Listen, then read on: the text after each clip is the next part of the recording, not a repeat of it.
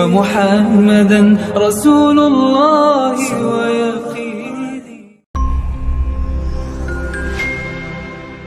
Baik, jadi segala hal yang berasal dari Nabi itu adalah sunnah beliau yang wajib kita ketahui dan meyakini bahwa sunnah beliau tadi, hukum-hukum dari beliau itu tadi masih kalah dengan produk manusia.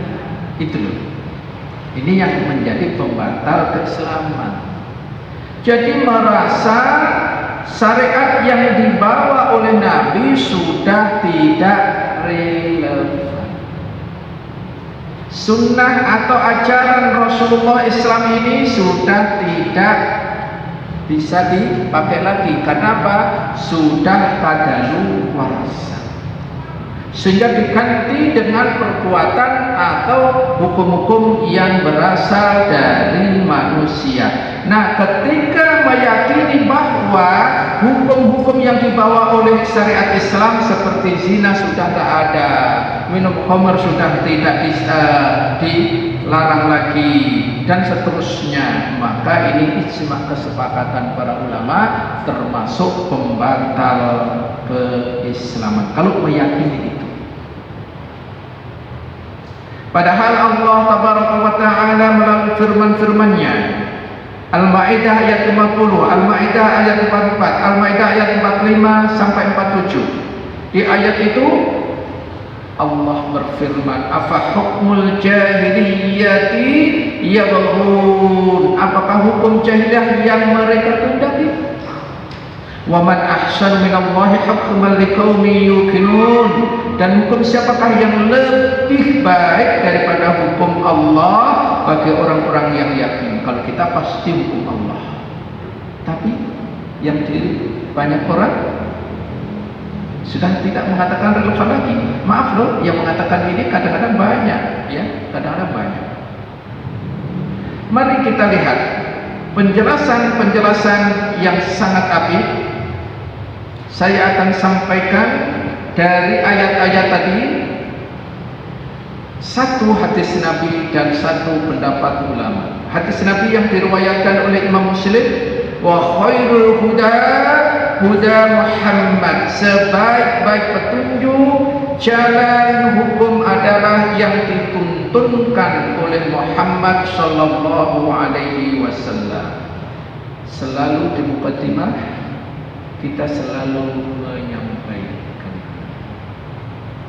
bahwa petunjuk yang sebaik-baik petunjuk adalah petunjuk Rasulullah sallallahu alaihi wasallam. Maknanya mengingatkan kita bahwa hukum yang dibawa Rasul yang dari Allah itu hukum yang terbaik. Baik, saya akan sampaikan penjelasan dari Syekh bin Baz rahimahullah. Beliau menjelaskan, seseorang telah melakukan kekafiran dengan keyakinan seperti ini. Apa itu? Ketika ia menyangka bahwa hukum buatan manusia itu lebih baik atau sama baiknya dengan hukum Islam, atau serta menganggap berhukum dengan hukum tersebut. Nah, ini diperbolehkan dengan catatan meyakini bahwa hukum produk manusia tadi lebih baik. Ini yang dimaksud batal. Namun bila ia masih beranggapan bahwa berhukum dengan hukum manusia sejatinya ia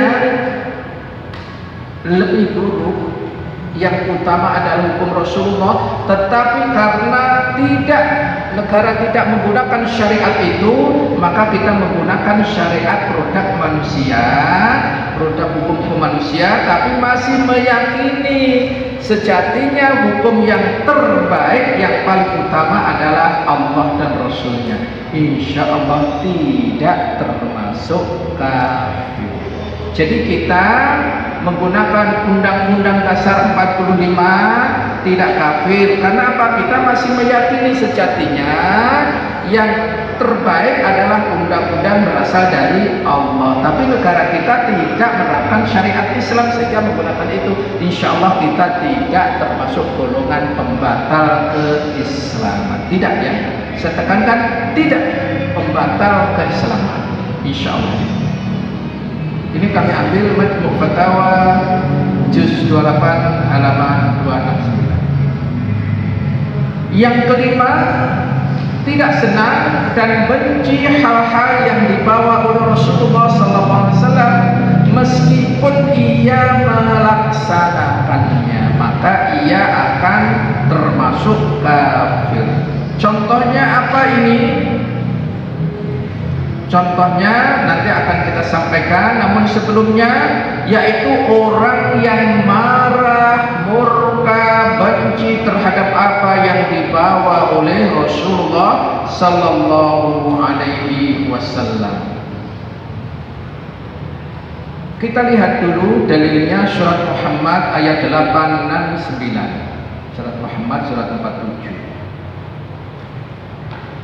Apa itu walladzina kafaru fata'sal lahum wa adalla a'malahum dzalika bi annahum karihu ma anzalallahu fa ahbata a'malahum. Dan orang-orang kafir, maka kecelakaan bagi mereka dan penghapus amalan-amalan mereka. Yang demikian itu adalah karena sesungguhnya mereka benci kepada apa yang diturunkan Allah atau Al-Quran, lalu menghapusnya. Dia menghapuskan pahala-pahala amal-amal mereka. Dan nanti bisa dibaca di ayat 25 sampai 28-nya. Saya akan misalkan di kitab tadi disebutkan, misalkan orang ini sebetulnya menjalankan tetapi dia benci. Contohnya apa? Untuk ikhwan akan kami contohkan, untuk akhwat akan kami contohkan. Untuk ikhwan, dia sejatinya memelihara jenggot, tetapi dia benci sejatinya. Kenapa? Karena lingkungannya semua jenggot. Kalau enggak berjenggot nanti dikatakan nanti sholatnya di rumah aja, jangan di masjid. Maksudnya wanita. Kalau wanita itu enggak ada loh yang berjenggot. Ada wanita yang berjenggot? Enggak ada. Ada laki-laki yang enggak berjenggot? Enggak ada. Sejatinya pasti ada, walaupun hanya satu bintik. Nah, itu pasti ada. Enggak ada laki-laki karena sunnahnya, ketetapan Allahnya laki-laki itu berjenggot. Perempuan tidak ada yang berjenggot. Coba cek seluruh para nabi, adakah yang enggak berjenggot? Enggak ada, semua berjenggot. Maka kalau ia berjenggot karena lingkungannya, tapi sejatinya dia benci, masuk ke sini. Atau bagi akhwat, ini yang ayat, hati-hati dengan ayat ini, surat 4 ayat ketiga. Tapi enggak saya sampaikan, nanti saya enggak bisa pulang lagi. Yakni dengan poligami, ini syariat, jangan dibenci, ini syariat. Ribut kan? Ribut kan?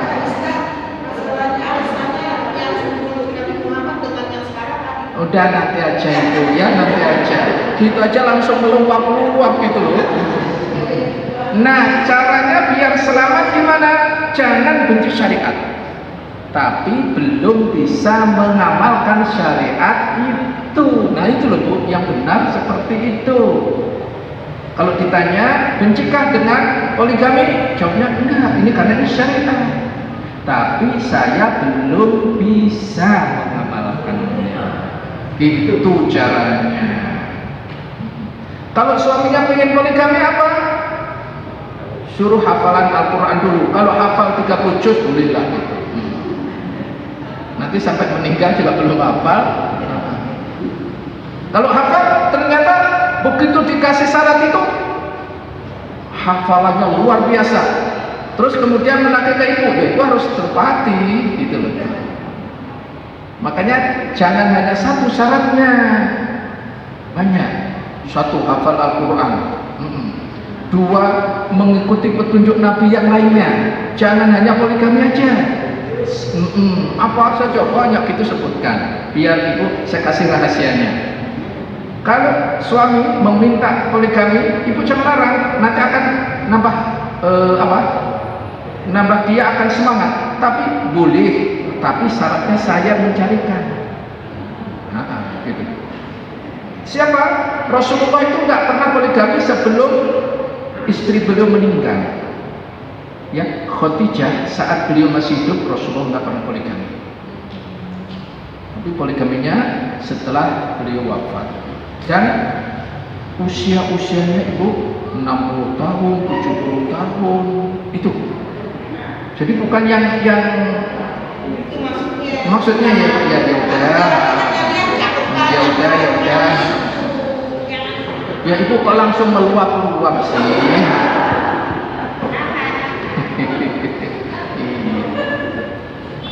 Baik, kita hentikan di sini. Artinya nggak usah diperpanjang, nanti panjang ceritanya. Jadi contoh lain. Nah, tapi ingat ya Bu ya, benci itu ada dua. Tolong diperhatikan. Benci secara tabiat dan benci secara syariat. Tolong bedakan. Benci ada dua, benci secara sifat, tabiat manusia, dan benci secara syariat. Seperti apa contohnya? Silahkan dibuka Quran surat kedua ayat 216. Belum ada di materi ini, sengaja kami sampaikan. Nanti akan tahu benci secara tabiat sebagai manusia dan benci secara syariat. Di ayat itu Allah tabaraka wa ta'ala berfirman, kutiba alaikumul kitab wa huwa kurhul lakum. Diwajibkan atas kamu berperang padahal itu tidak menyenangkan bagimu. Jadi senang dalam apa ini? Sebagai tabiat manusia. Siapa yang suka dengan keadaan perang? Tidak. Ini tabiat, ya, benci karena tabiat. Tapi sifat manusia, tidak kenapa? Saya benci dengan peperangan. Karena tidak ada orang yang tidak benci dengan peperangan. Ini tidak masuk ke benci syariat. Beda dengan poligami tadi syariat, gitu loh maksudnya. Ya. Kemudian dilanjutkan, wasa antakrahu syai'a wa khairul lakum. Tetapi boleh jadi kamu tidak menyenangi sesuatu padahal itu baik bagimu. Wa asa an tuhibbu syai'a wa huwa syarrun lakum, dan boleh jadi kamu menyukai sesuatu padahal itu tidak baik bagimu. Kenapa?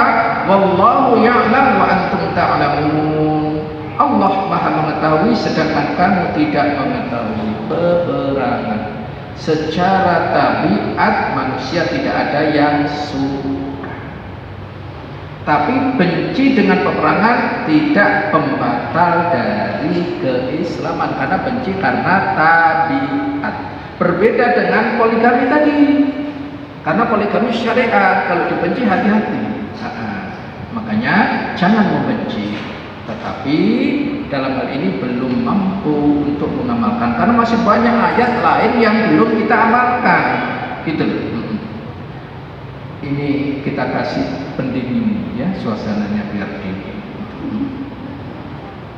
Jadi pada ayat ini Allah memberikan pernyataan bahwa jihad itu dibenci oleh tabiat, sifat dasar dari manusia, dan benci karena tabiat manusia itu tidak termasuk dalam benci mengeluarkan kepada syariat Islam.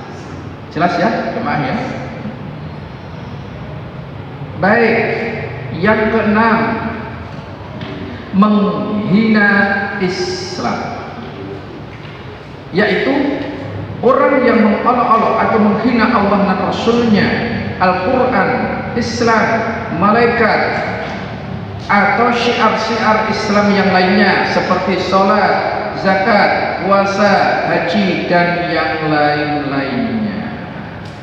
Jadi mengolok-olok, menghina, ini diharamkan. Bahkan pelakunya bisa dihukumi nanti kalau dia melakukan dengan keyakinan bisa keluar dari Islam. Mari kita lihat dalilnya, surat Al-An'am surat ke-6 ayat 68. Wa idza ra'aital ladzina yakhuduna fi ayatina fa'rid 'anhum hatta yakhudu fi haditsin ghairi wa imma yunsiyannaka asy-syaitan fala ta'ud ba'da dzikra ma'al qaumidz zalimin. Dan apabila kamu melihat orang-orang yang memperolok-olok ayat kami, maka tinggalkanlah mereka sehingga mereka membicarakan pembicaraan yang lain. Dan jika syaitan menjadikan kamu lupa akan larangan ini, janganlah kamu duduk bersama orang-orang yang zalim itu sesudah teringat akan larangan tersebut. Berdasarkan ayat ini menjadikan sebagian agama sebagai bahan hinaan, candaan, dan tertawaan masuk dalam pembahasan merendahkan Allah, Rasulnya, kitab, dan seterusnya, itu bisa dihukumi pembatal keislaman seseorang.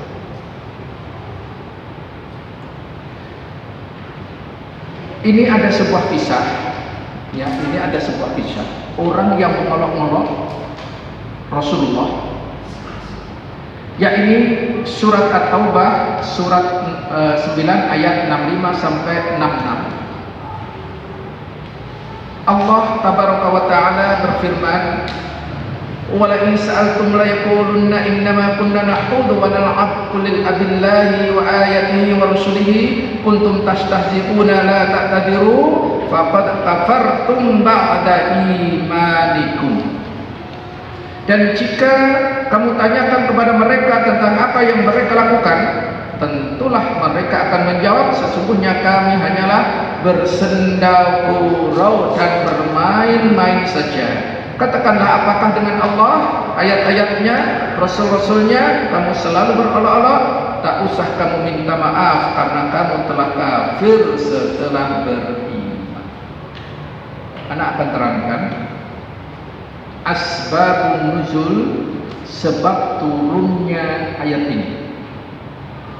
Dikisahkan Al-Imam At-Tabari dalam tafsirnya, dahulu di zaman Nabi ada orang munafik yang mencela Rasul sallallahu alaihi wasallam. Seperti apa celaannya? Aku tidak pernah melihat seorang yang paling besar perutnya, paling dusta lisannya, serta paling pengecut saat bertemu musuh daripada mereka itu. Maksudnya adalah Rasulullah SAW dan para sahabatnya. Jadi Rasul dihina, dicaci, diolok-olok, diremehkan, dan para sahabat.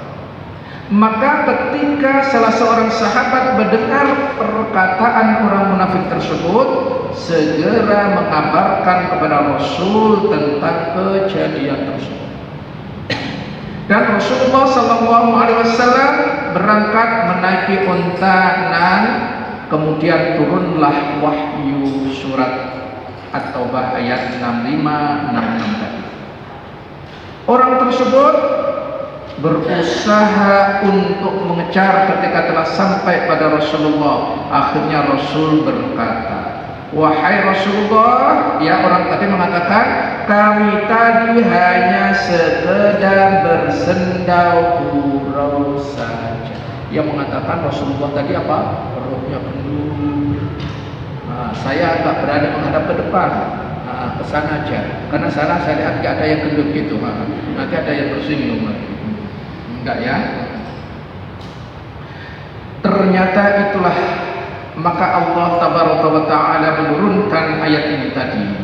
Tafsir At-Tabari dan tafsir Ibnu Katsir ayat 65 sampai 66 surat At-Taubah.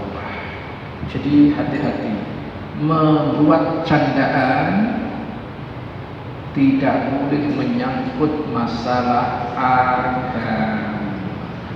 Ini padahal kadang-kadang minta maaf, ya, sebagian saudara kita suka bercanda, silakan, tapi jangan membawa agama itu.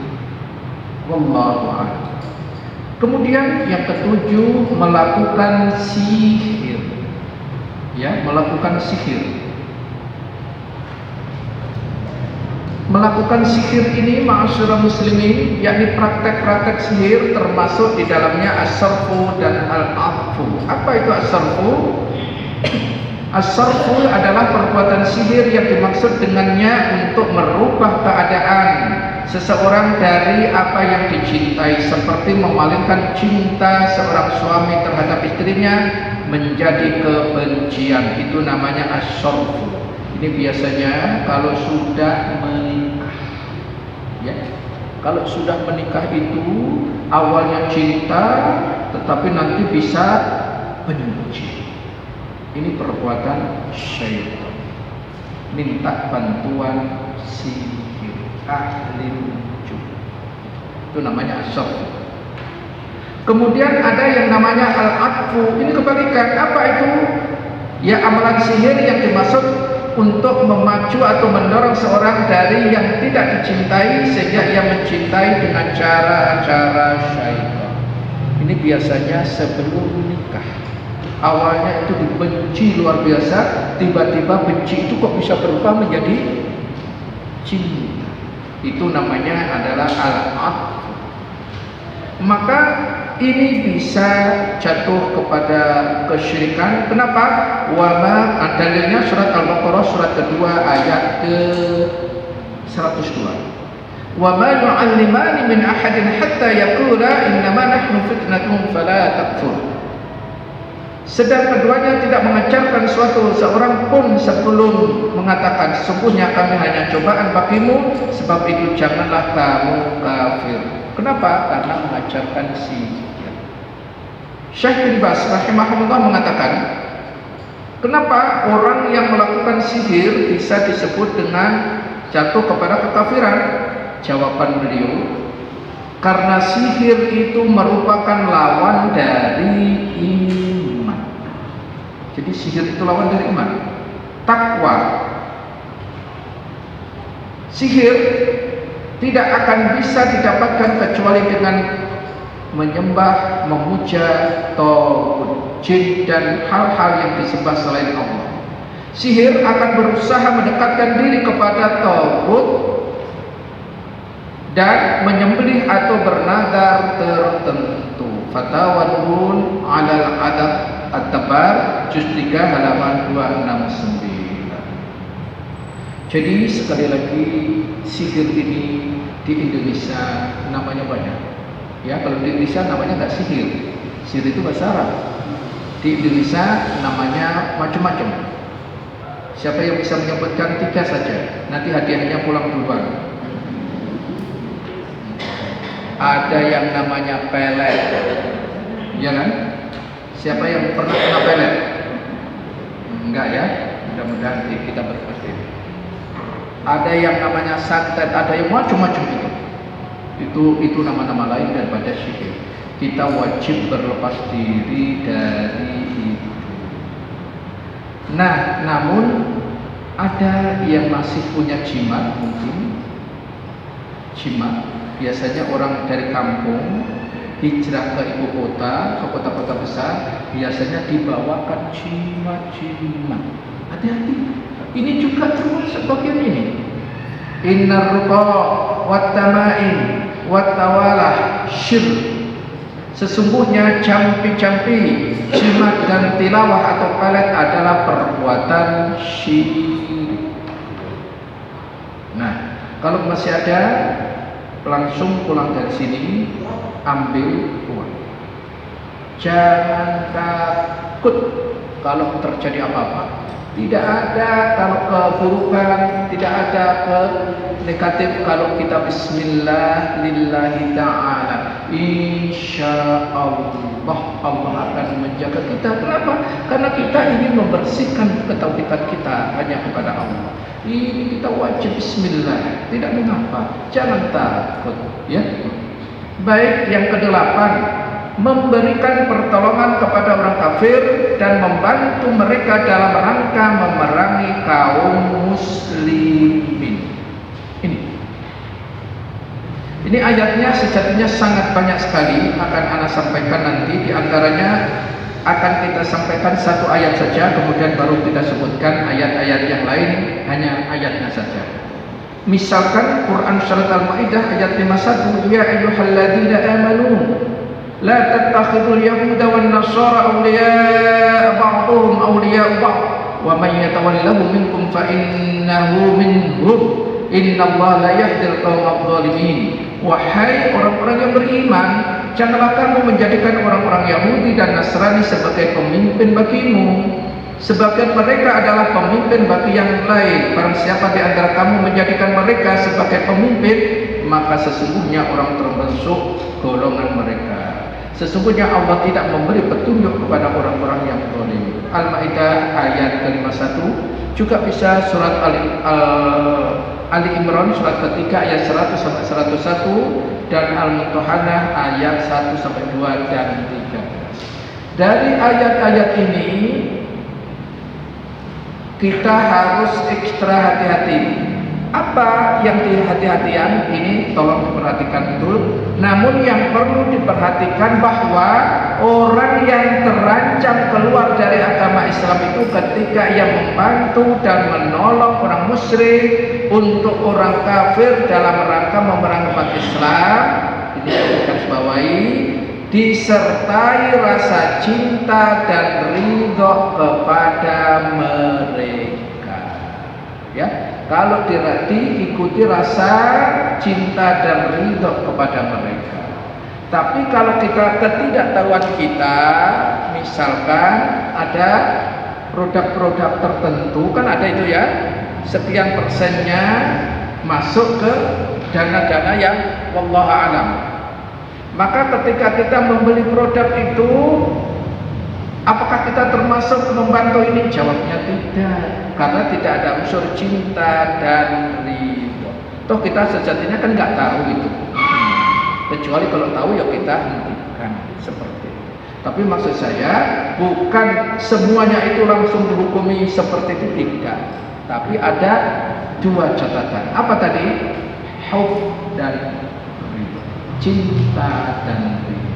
Kalau nggak ada, tidak termasuk. Wallahu a'lam. Ke-9,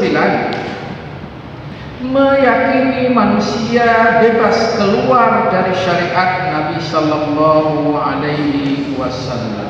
Jadi keluar masuk, keluar masuk, keluar masuk.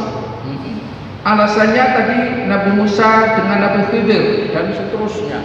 Itu aja yang dijadikan alasan. Nah, karena bisa keluar masuk agak itu. Baik, mari kita lihat.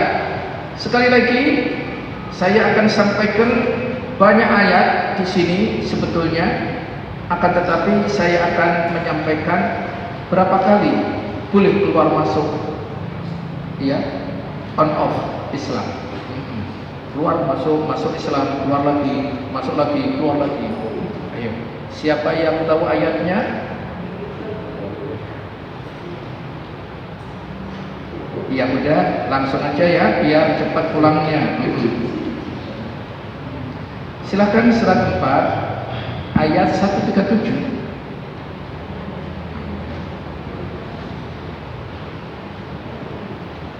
Innal ladzina amanu thumma kafaru thumma amanu thumma kafaru thumma izdadu kufran lam yakunillahu liyaghfira lahum wa la liyahdihum sabila.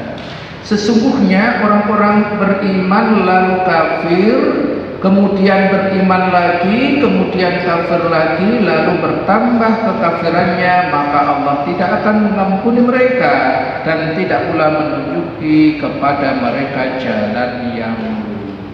Jadi beriman, kafir, beriman lagi, kafir. Itu ya. Baik, kemudian tadi saya menyampaikan contohnya adalah Nabi Khidir dengan Nabi Musa boleh keluar masuk syariat. Bagaimana jawabannya? Lihat, saya akan sampaikan hadis. Di dalam sebuah hadis, hadis ini statusnya ada hasan. Wallahi, demi Allah, lau anna Musa, jika seandainya Musa alaihissalam hayyan, hidup di tengah-tengah kalian, niscaya tidak ada keleluasaan baginya kecuali ia wajib mengikuti syariat. Jadi Nabi Musa misalkan hidup, Nabi Musa wajib mengikuti syariat Rasulullah Sallallahu Alaihi Wasallam. Makanya nanti di akhir zaman Nabi Isa ketika turun di akhir zaman membawa risalahnya dulu atau mengikuti menjadi umat Rasulullah, menjadi umat Rasulullah. Bahkan Rasulullah di dalam hadis yang diriwayatkan Bukhari dan Muslim mengatakan, kana Nabi sallallahu alaihi wasallam bu'istu ila qaumi khassah wa bu'istu ila nasi 'amah. Para nabi itu diutus hanya untuk kaumnya saja, sedangkan aku diutus untuk seluruh manusia. Yang terakhir dari poin ke-9, demi zat yang jiwa Muhammad berada di tangannya, tidak ada suatu orang pun dari kalangan Yahudi maupun Nasrani yang mendengar tentangku, kemudian dia mati dan belum beriman dengan apa yang aku utus dengannya, kecuali dia pasti akan menjadi penduduk neraka. Hadis sahih riwayat Muslim nomor 153. Jadi tidak ada keleluasaan keluar masuk syariat, hanya satu Islam. Terakhir yang ke-10, berpaling dari agama Allah. Dengan cara apa? Tidak mau mempelajari dan tidak mau mengamalkannya. Ya, hati-hati semoga kita tidak termasuk ini. Saya akan sampaikan hadis ayatnya, Quran surat Al-Ahqaf surat ayat ketiga, walladzina kafaru amma unziru mu'ridun, dan orang-orang kafir berpaling dari apa yang diperingatkan kepada mereka. Atau saya akan bawakan pernyataan dari Syekh Abdul Aziz bin Abdullah Al-Syekh melalui syarahnya menyebutkan setiap muslim harus mengetahui bahwa membicarakan pembatal-pembatal keislaman itu hal yang wajib. Karena apa? Kalau tidak tahu bisa menyebabkan kekufuran dan kesesatan. Karena ini perkara-perkara yang paling penting dan masalah besar. Ya. Jadi amalannya banyak, tapi kalau batal, kalau gugur, apa artinya? Enggak ada artinya. Maka tolong materi ini terus betul-betul kita pahami guna untuk mendapatkan informasi terhadap keimanan dan keislaman agar kita istiqomah dan tidak batal keimanan keislaman kita. Bahkan terakhir Syekhul Islam Ibnu Taimiyah berkata, syarat seorang dapat dihukumi kafir ada 3. Paling terakhir, paling bawah, ya, mengetahui dengan jelas. Kedua, dilakukan dengan sengaja. Yang ketiga, tidak ada paksaan. Inilah seseorang dikatakan kafir, seorang muslim dikatakan kafir kalau 3 ini terpenuhi. Namun kebalikannya, beliau juga menyebutkan yang disebut dengan intifa'ul mawani. Apa itu? Penghalang-penghalang yang menjadikan seorang muslim dihukumi kafir tadi. Kebalikannya apa? Pertama, tidak mengetahui perbuatan itu perbuatan kafir. Yang kedua, tidak sengaja. Yang ketiga, karena dipaksa. Jadi kalau karena dipaksa, ya, maka tidak termasuk poin ini. Ini diambil kitab Majmu' Fatawa juz 12 halaman 498 dan kitab-kitab yang lainnya. Wallahu a'lam bishawab. Inilah materi kita pada hari ini. Semoga bisa menambah keilmuan bagi kita dan semoga Allah istiqomahkan kita, Islam iman kita sampai menghadap Allah Subhanahu wa taala. Amin amin ya rabbal alamin. Alhamdulillahilladzi bi ni'matihi tatimmus shalihat. Sallallahu ala nabiyyina Muhammad wa ala alihi wasallam. Mari kita akhiri subhanakallahumma wa bihamdika asyhadu an la ilaha illa anta astaghfiruka wa atubu ilaik. Sallallahu ala nabiyyina Muhammad wa ala alihi wasallam. Alhamdulillahirabbil alamin. Wassalamualaikum warahmatullahi wabarakatuh.